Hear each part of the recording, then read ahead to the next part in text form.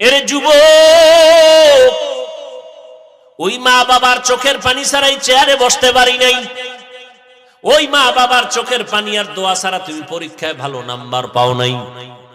যতই বাহাদুরি করো, ওই মা বাবায় যদি দোয়া না করতেন, তুমি ডাক্তার, এমবিবিএস ডাক্তার, এসপি হতে পারতা না, সম্মানের বাড়ি পাইতা না, গাড়ি পাইতা না, চেয়ার পাইতা না। সবকিছু পাওয়ার পেছনে কুদরত আমার আল্লাহর, দোয়া হলো মা বাবা। ওই মা বাবারে কষ্ট দিও না রে যুবক। বয়ানের ভেতরে কত মানুষ কান্না করে, মোনাজাতে কান্না করে, অথচ তোমার চোখে পানি নেই কেন? গুনার কারণে আল্লাহ বেজার, তোমার মা বাবা তোমার উপরে বেজার। ও পর্দার আড়ালের আম্মা জানেরা, আল্লাহ তাআলা আপনাদের এত সম্মান দান করলেন।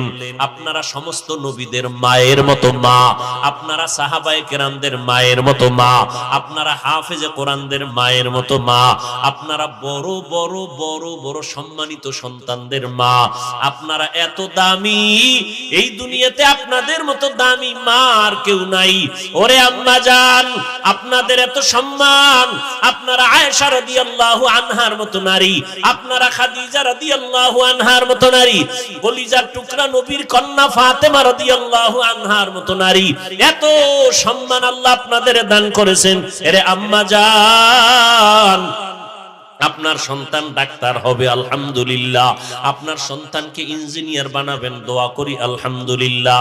আপনার সন্তানটাকে প্রফেসর বানাবেন, এসপি বানাবেন, ডিসি বানাবেন, বিসিএস ক্যাডার পড়াবেন, বড় দক্ষ সন্তান হিসেবে রাখবেন, আল্লাহর শুকর। কিন্তু অনুরোধের আম্মা জানেরা, আপনার সন্তানটাকে বেয়াদব বানাবেন না। আপনার সন্তানের আচরণে যেন এলাকার কোনো মুরব্বীরা কষ্ট না পায়, আপনার সন্তানের ব্যবহারে যেন কোনো আলেম কষ্ট না পায়, আপনার সন্তানের ব্যবহারে যেন কোনো যুবক কষ্ট না পায়।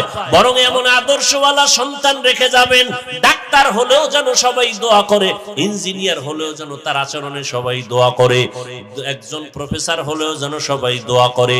আর এই রকম আদর্শ সন্তান যদি দুনিয়াতে রেখে যাইতে চান, আম্মা জান, আব্বা জানেরা, আপনাদের আগে আদর্শওয়ালা হতে হবে। 5 বেলার নামাজ পড়িয়া সন্তানের জন্য দোয়া করতে হবে, সন্তানকে বুঝাতে হবে নামাজ 5 ওয়াক্ত পড়বে। যে যেই লাইনে থাকুক না কেন, এক বেলার নামাজ বন্ধ করা যাবে না, দাড়ির মধ্যে অস্ত্র লাগানো যাবে না।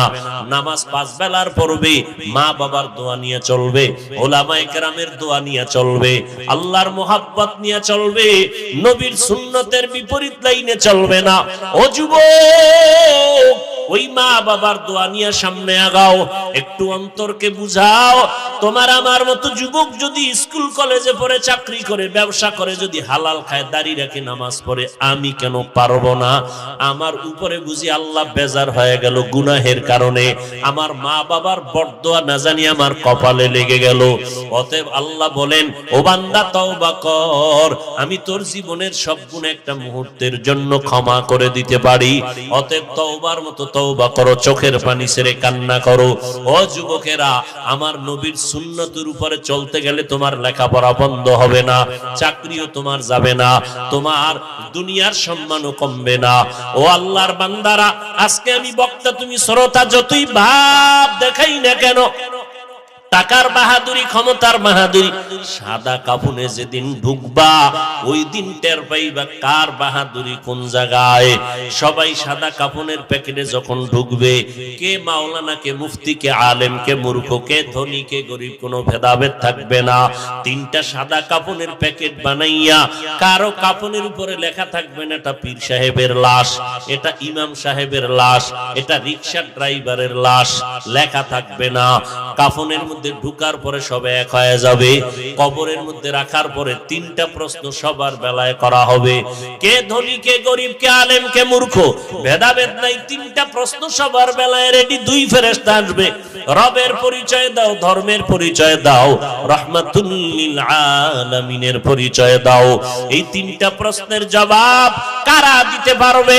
আমরা হুজুরেরা পারবো না, এর কোনো গ্যারান্টি নাই। যদি থাকতো তো জান্নাতের টিকিট পাইয়া পাইয়া আবু বকরের মতো বান্দা সারাটা জিন্দেগি কান্না করতেন না।